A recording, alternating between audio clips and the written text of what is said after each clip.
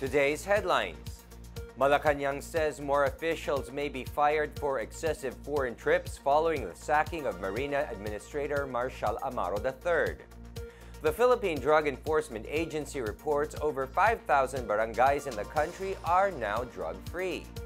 The Bureau of Fire Protection in Iloilo asked erring BPO firms to comply with fire safety standards.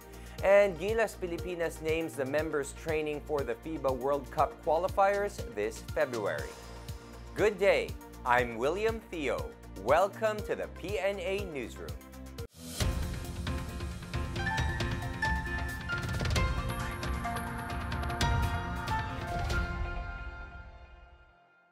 President Rodrigo Duterte fired Marina Administrator Marshal Amaro III for taking excessive foreign trips. More officials are expected to be sacked as the government reiterates the president's policy against extravagance. Here is our report. Malacanang underscored the president's policy for government officials to lead modest lives and be true to their calling. This as President Rodrigo Duterte terminated Marshal Quirico Amaro III, the administrator of Marine Industry Authority or Marina, citing his 24 foreign trips made in 13 months from 2016 to 2017. Amaro was fired based on the complaint of the Marina employees that he made 11 travels abroad in 2017. A report from the Department of Transportation showed that Amaro had in fact accumulated 18 foreign trips last year and 6 in 2016. Amaro is the second official fired by the president due to excessive travels abroad. The first was Presidential Commission for the Urban Poor Chief Terry Ridon in mid-December last year, who made 7 foreign trips. Meanwhile, Presidential spokesperson Harry Roque said the Philippine National Police has already completed its report on foreign travels of police officials. The PNP has vowed to terminate the erring officials.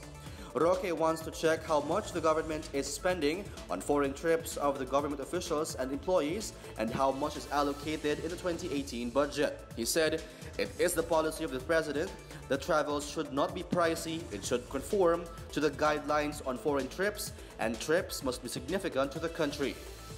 For the PNA Newsroom, I'm Rom Dulfo. The Department of Trade and Industry has interchanged undersecretaries this first week of the new year. Attorney Ruth Castello is the Undersecretary for Consumer Protection Group or CPG, and Attorney Teodoro Pascua is the Undersecretary for Competitiveness and Ease of Doing Business Group or CEO DBG. The reshuffling of officials was effective Wednesday. Castello formerly handled the CEO DBG, while Pascua then headed CPG. Pascua was appointed as DTI Undersecretary in August 2016. Prior to her appointment in DTI, Castello was the construction arbitrator for the Construction Industry Arbitration Commission. The Manila Regional Trial Court convicted a sheriff of the Department of Labor and Employment NCR of direct bribery.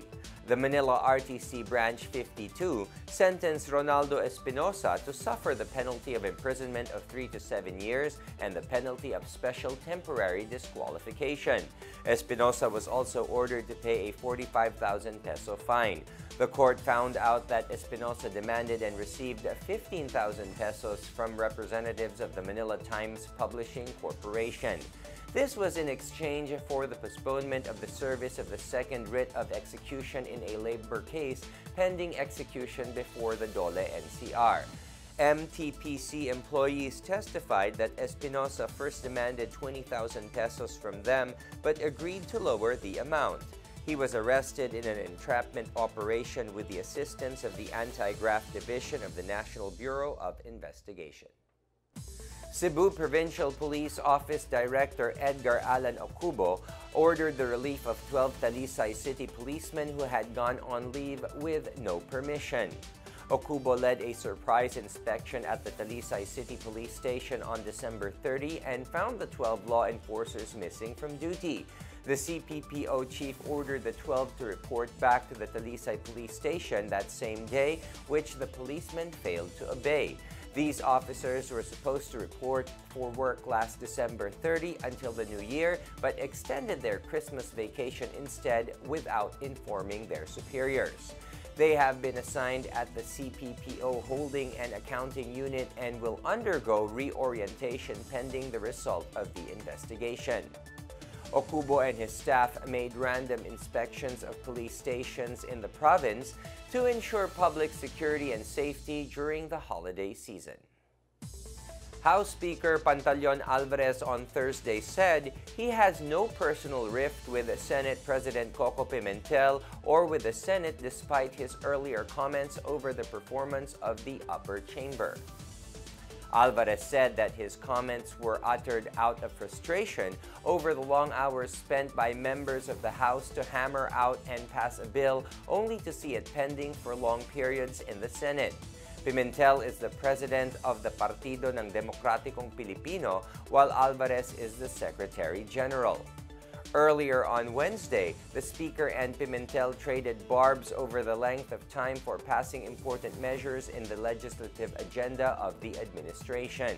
Alvarez said the Senate should not be pissed off with his critical comments, but rather should just face reality and admit its shortcomings. In the meantime, Alvarez said shifting to a federal form of government with a unicameral legislative system could address the slow passage of important legislation. Still to come, the Philippine Drug Enforcement Agency reports over 5,000 barangays in the country are now drug-free. The Bureau of Fire Protection in Iloilo asks erring BPO firms to comply with fire safety standards. These and more when the PNA Newsroom continues.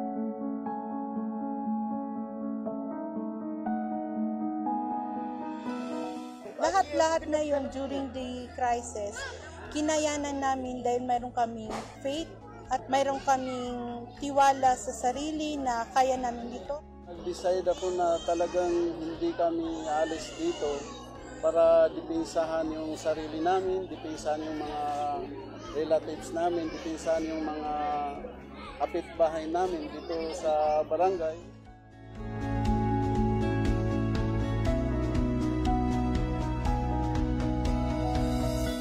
So yung pinaka-importante, no? Education cannot stop. Sa mga teachers, sa mga school head na tulad ko, sana maging matatag kayo. Sa ngayon, kailangan nating maging matatag at maging matapang sa lahat ng gagawin natin sa buhay.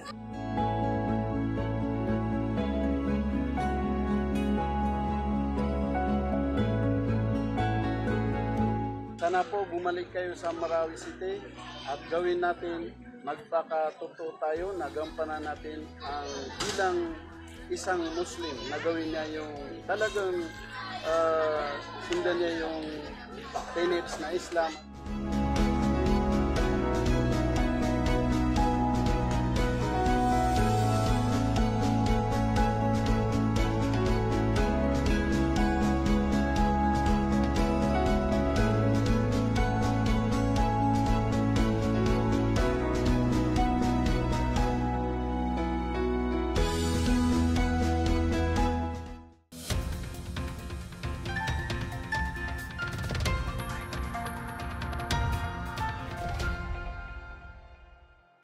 The Philippine Drug Enforcement Agency reported that at least 5,000 barangays across the country have been declared drug-free. PDEA Director General Aaron Aquino said drug-free barangays are those that are free from drug-related activities including usage, sale, and manufacturing. A barangay is declared drug-free after evaluation by an oversight committee that includes the Philippine National Police, Department of the Interior and Local Government, Department of Health, and local government units. Last June, Batanes earned the distinction of being the country's first province to be declared drug-free. On December 4, Tacloban City was also declared drug-free after having met the requirements. Aquino said PDEA has raided over 100 drug dens and 9 clandestine shabu laboratories. Authorities also arrested over 100,000 suspects, including 444 government workers. Nearly 4,000 suspects died. Meanwhile, 589 minors were rescued during the anti-illegal drug operations. Western Visayas intensified its war on illegal drugs, leading to the death of 2 drug lords and the clearing of drug-infested barangays. The campaign improved the peace and order situation with a drop in crime rates in the region. Here is our report.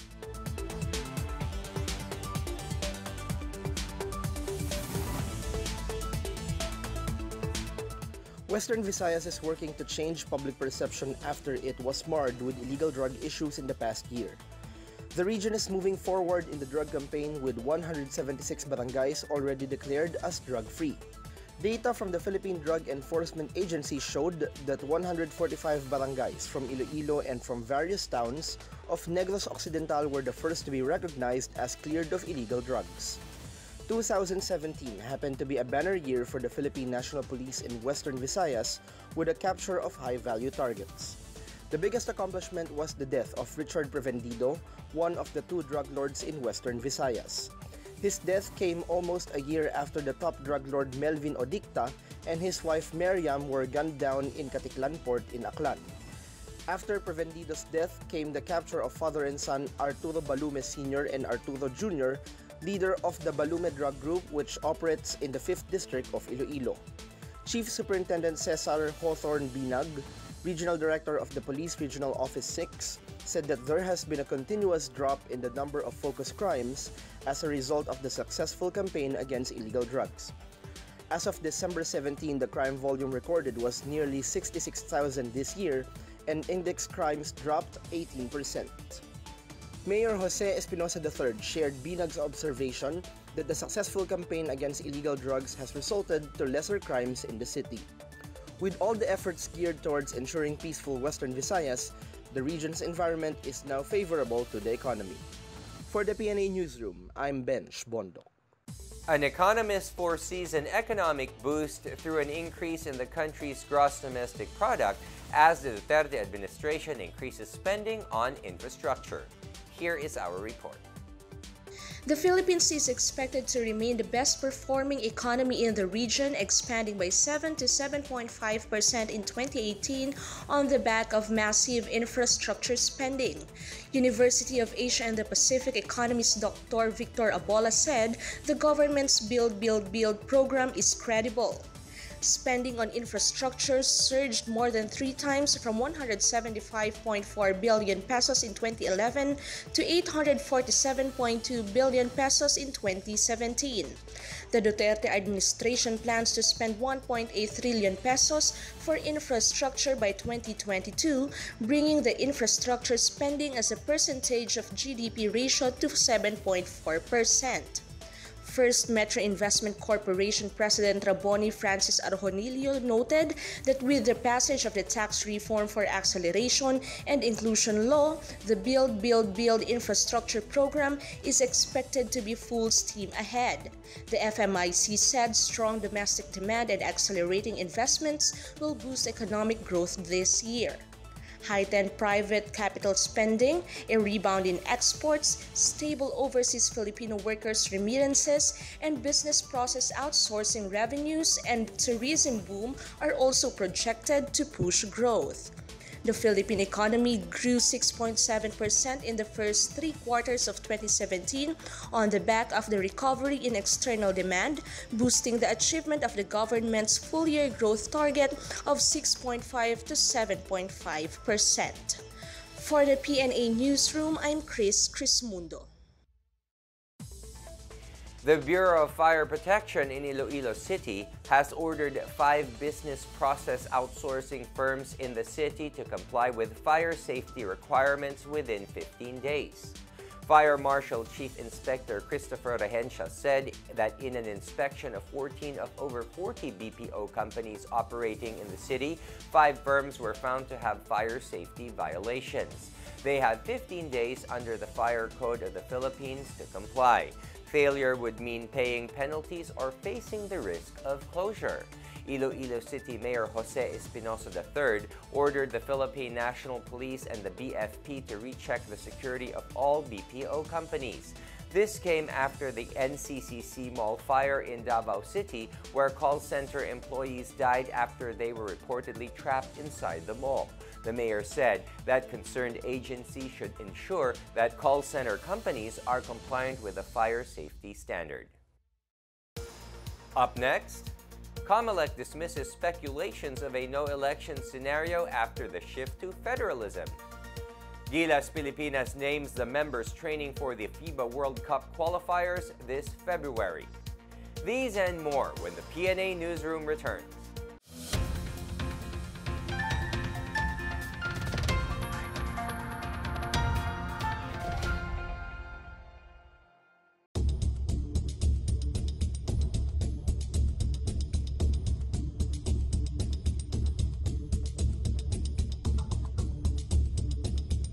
I arrived late last night and I tried to test the speed of Philippine.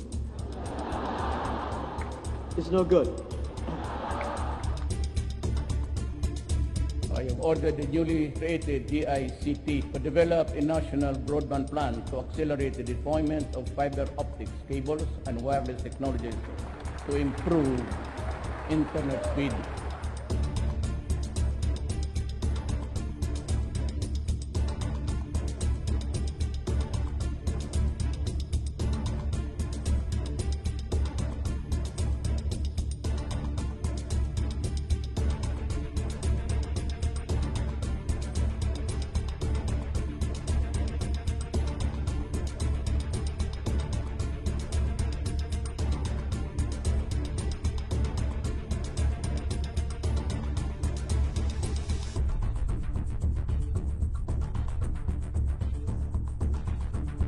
Wi-Fi access shall be provided at no charge in selected public places, including parks, plazas, public libraries, schools, government hospitals, train stations, airports, and seaports.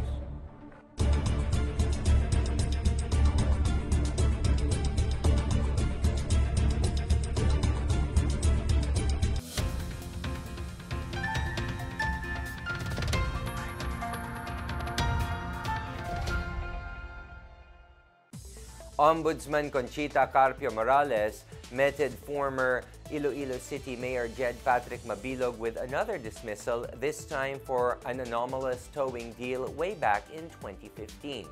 The Ombudsman said that Mabilog was found guilty of grave misconduct, serious dishonesty, and conduct prejudicial to the best interest of the service. The City Council of Iloilo City on April 8, 2014 enacted the towing ordinance with the 3L Towing Services as implementer. Mabilog was authorized to enter into a memorandum of agreement on behalf of the city government. The MOA was confirmed 1 week after, but 3 days later, the former mayor informed the SPO of its suspension due to some technical issues. On May 19, 2015, Lenny Garcia, proprietor of the 3L, offered to withdraw from the MOA amidst legal issues.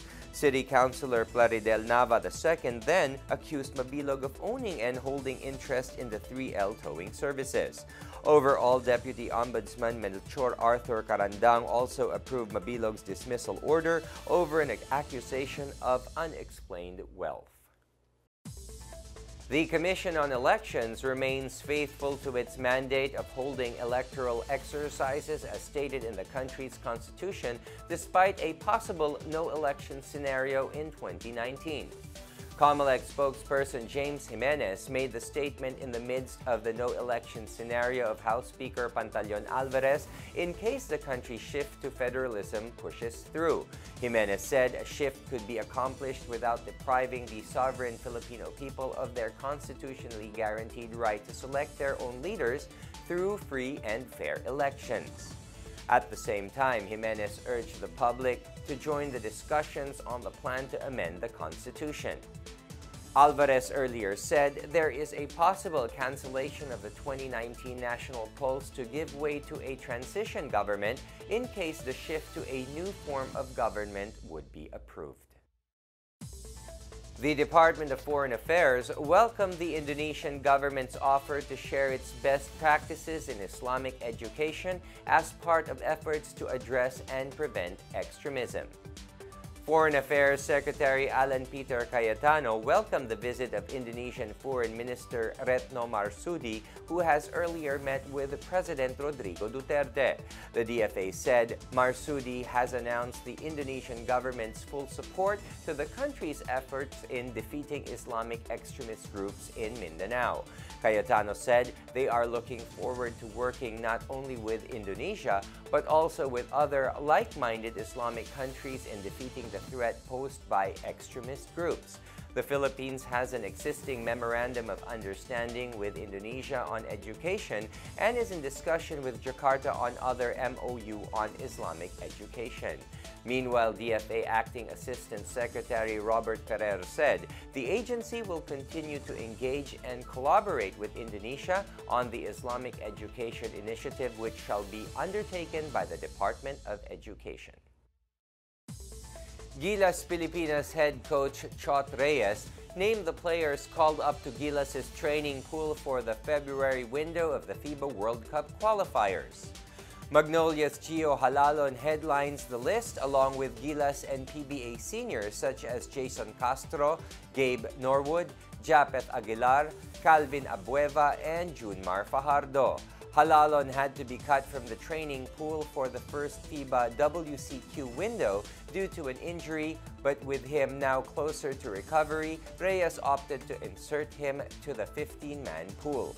Gilas will travel to Melbourne to take on Australia on February 22 before returning to Pasay on February 25 to host Japan. Weekly practices will start on Monday. The Department of Agriculture launched various programs throughout 2017 to improve food sufficiency and provide income and livelihood. Here is our report.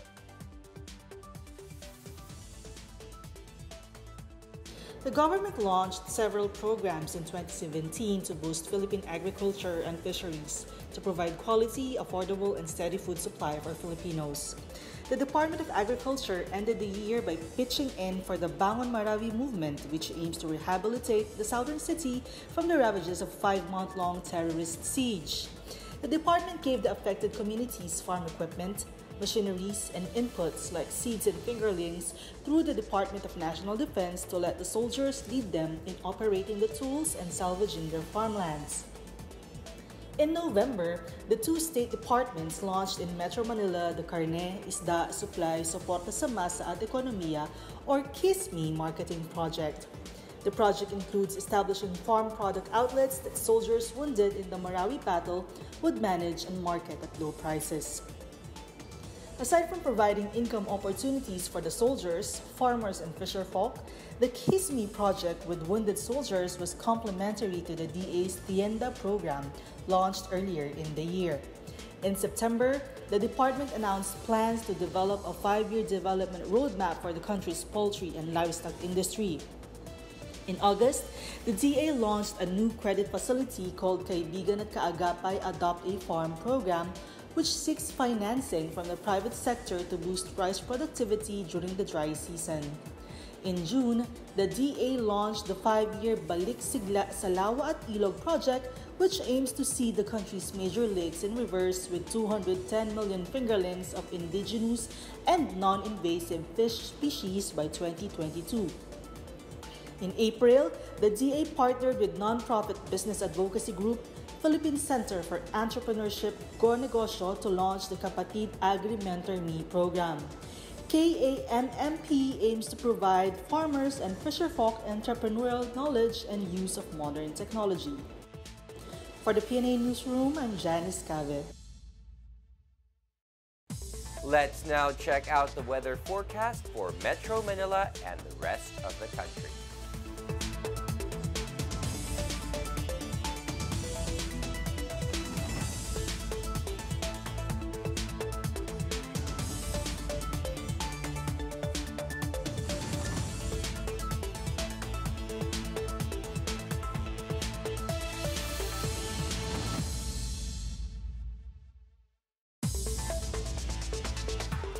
The body of the last NCCC fire victim, identified as Alexandra Moreno, was finally recovered by authorities Thursday evening, January 4, 12 days after a fire struck the said mall in the morning of December 23 in Davao City. Authorities were having difficulty in looking for Moreno's body the past few days due to the building's deteriorating structure and the intermittent explosion inside that resulted to the delay of the recovery operation.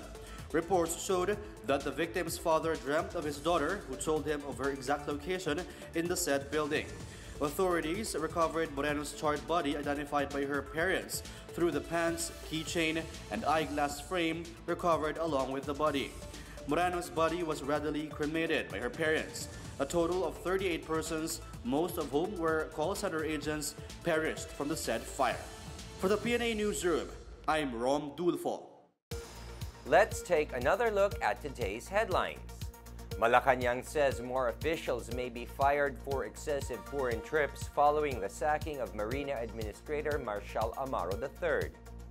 The Philippine Drug Enforcement Agency reports over 5,000 barangays in the country are now drug-free.